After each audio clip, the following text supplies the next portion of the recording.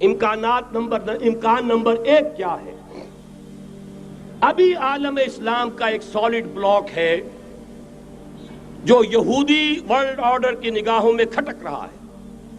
میں کھٹکتا ہوں دل یزداں میں کانٹے کی طرح. اگرچہ ان کی اسٹریٹجی کیا ہے؟ ایک ایک کر کے ان کے حصے بکھرے کر کے تیا پانچا کرو.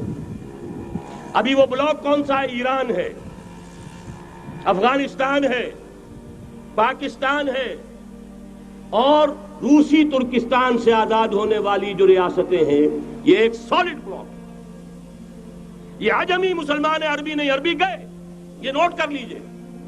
اس لیے کہ عربوں کو اللہ نے فضیلت دی تھی، محمد ان میں سے تھے صلی اللہ علیہ وسلم، یہ رتبہ بلند ملا جن کو مل گیا.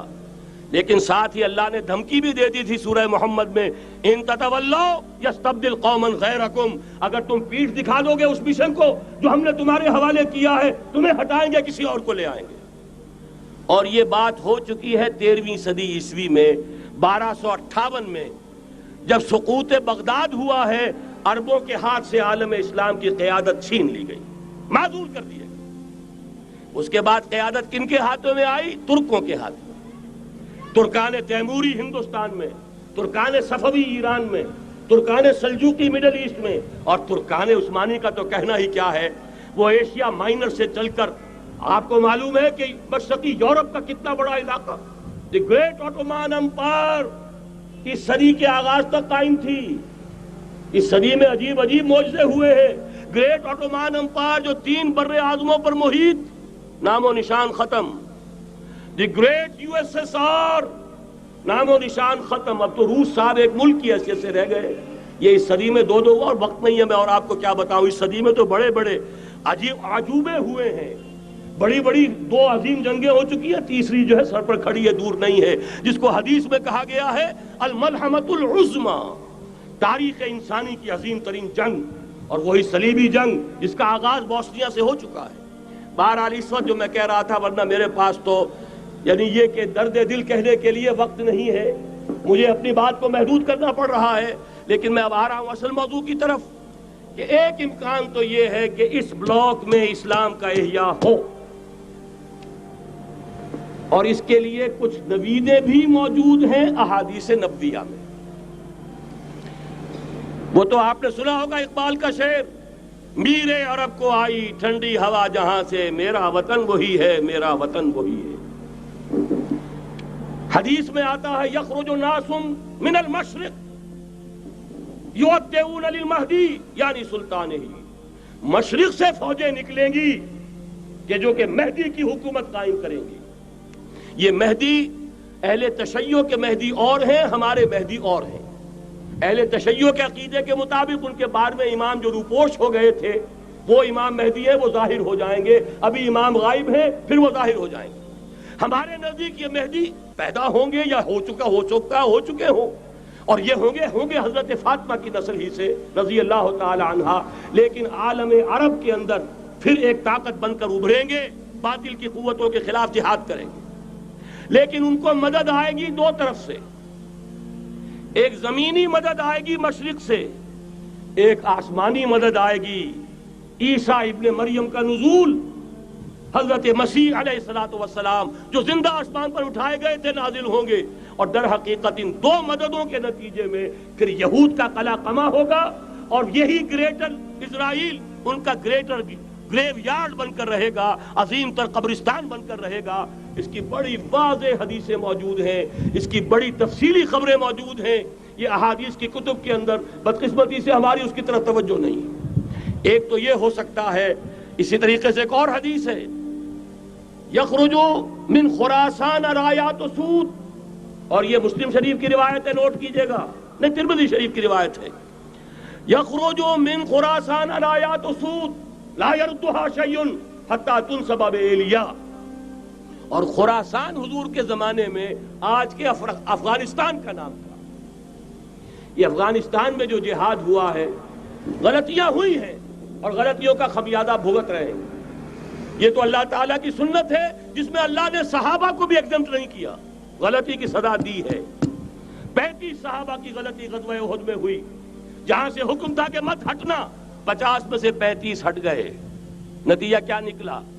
فتح شکست میں بدل گئی، 70 صحابہ شہید ہو گئے۔ اللہ تعالیٰ نے فرمایا وَلَقَدْ صَدَقَكُمُ اللَّهُ وَعْدَهُ إِذْ تَحُسُّونَهُم بِإِذْنِهِ حَتَّىٰ إِذَا فَشِلْتُمْ وَتَنَازَعْتُمْ فِي الْأَمْرِ وَعَصَيْتُم مِّن بَعْدِ مَا أَرَاكُم مَّا تُحِبُّونَ۔ مسلمانوں، ہم سے گلہ نہیں کر سکتے، ہم نے اپنا وعدہ سچا کر دکھا دیا تھا جبکہ تم انہیں گاجر مولی کی طرح کاٹ رہے تھے، لیکن جب تم ڈھیلے پڑ گئے، تم نے ڈسپلن کو توڑا، تم نے اختلاف کیا تو سزا دیا۔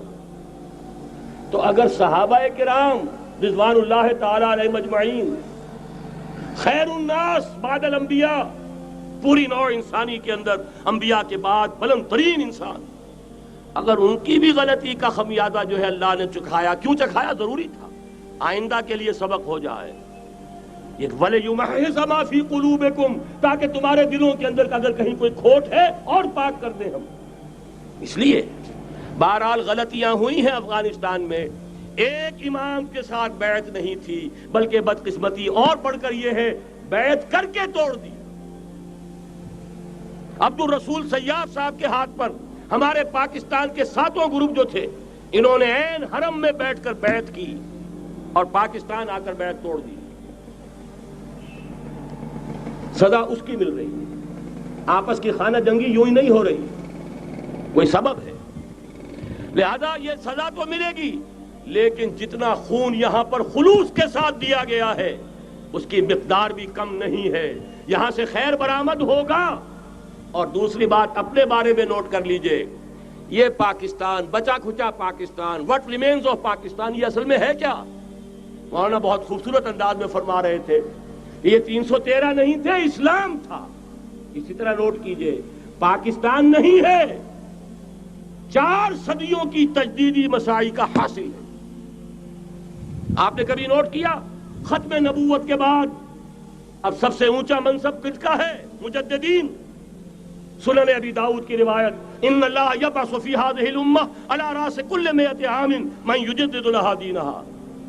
اور نوٹ کیجئے، کوئی بات ہے 1000 برس تک سارے مجدد عالم عرب میں پیدا ہوئے، جیسے ہی دوسرا 1000 سال شروع ہوا، الف ثانی کا مجدد اعظم شیخ احمد سرہندی کہاں تھا؟